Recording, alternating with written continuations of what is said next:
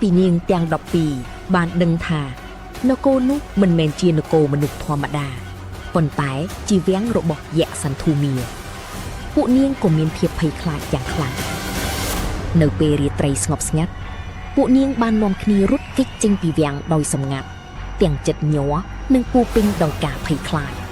ខណៈខ្យល់ត្រជាក់បក់កាត់និងស្រមោលអាថកំបាំងនៅជុំវិញពួកនាងពេលយក្សសន្ធមាត្រឡប់មកវាំងវិញនាងក៏ដឹងថាក្មេងស្រីទាំង12បានរត់គេចបាត់អស់យក្សសន្ធមារខឹងយ៉ាងខ្លាំងរហូតធ្វើឲ្យវាំងទាំងមូលរញ្ជួយនិងបដិញ្ញាតាមរកពួកនាងទៅវិញនៅក្នុងព្រៃនាងទាំង12កំពុងភ័យខ្លាចហើយពួកនាងបានឡើងលាក់ខ្លួននៅលើដើមឈើចៃដន្យព្រះមហាក្សត្រយាងកាត់ព្រៃនោះហើយក៏បានជួបនាងទាំង12ក្រោយពីបានស្ដាប់រឿងរ៉ាវទាំងអស់ព្រះអង្គក៏មានចិត្តអាណិតនិងសម្រេចចិត្តនាំពួកនាងទៅកាន់រាជវាំងកំភៃអ្នកទាំងអស់គ្នាឥឡូវនេះសុវត្ថិភាពហើយសូមអរគុណព្រះរាជាបន្ទាប់មកនារីទាំង12បានរស់នៅក្នុងរាជវាំងយ៉ាងសុខសប្បាយនិងមានសុវត្ថិភាពក្រោមការការពាររបស់ព្រះមហាក្សត្រចំណែកឯនាងយក្សសន្ធូមាបន្ទាប់ពីបានដឹងថានារីទាំង12កំពុងរស់នៅជាមួយព្រះមហាក្សត្រយ៉ាងមានសុខសាន្តនាងក៏មានចិត្តក្រៀវក្រោធយ៉ាងខ្លាំងនាងយក្សសន្ធូមាបានអំលែងខ្លួនជានារីដ៏ស្រស់ស្អាតនិងមានមន្តស្នេហ៍ដើម្បីចូលទៅជិតព្រះមហាក្សត្រយក្សសន្ធូមាបានជួបព្រះមហាក្សត្រនៅក្នុងព្រៃ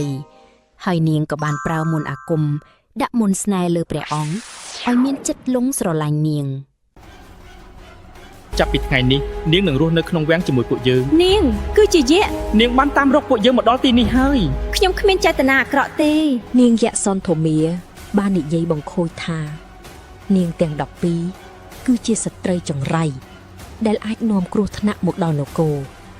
ហើយស្នើឲ្យព្រះមហាក្សត្របណ្ដេញពួកនាងចេញពីរាជវាំងព្រះមហាក្សត្របានបណ្ដេញនាងទាំង12ចេញពីរាជវាំងហើយយកពួកនាងទៅឃុំឃាំងនៅក្នុងលអាងឆ្ងាយពីព្រះរាជវាំងដោយភាពអយុត្តិធម៌និងគ្មានទីមេត្តាក៏យើងមិនឲ្យពួកនាងរស់បានស្រួលដែរយក្សស្រីសន្តាមាបានខ្វេះកែវភ្នែករបស់នាងទាំង12ដាក់ក្នុងកែវដោយភាពព្រៃផ្សៃនិងខូខើជាទីបំផុតនាងទាំង12បានរស់នៅក្នុងលអាងដោយគ្មានកែវភ្នែកយ៉ាងវេទនាជាទីបំផុតគ្មានពន្លឺគ្មានសេរីភាពនិងពោពេញដោយការឈឺចាប់ដោយសារការស្រេកឃ្លាននៅពេលកូនរបស់ពួកនាងកើតមកត្រូវក្លាយជាចំណីរបស់ពួកនាងលើកលែងតែនាងពៅព្យាយាមរក្សាកូនពីពួកបង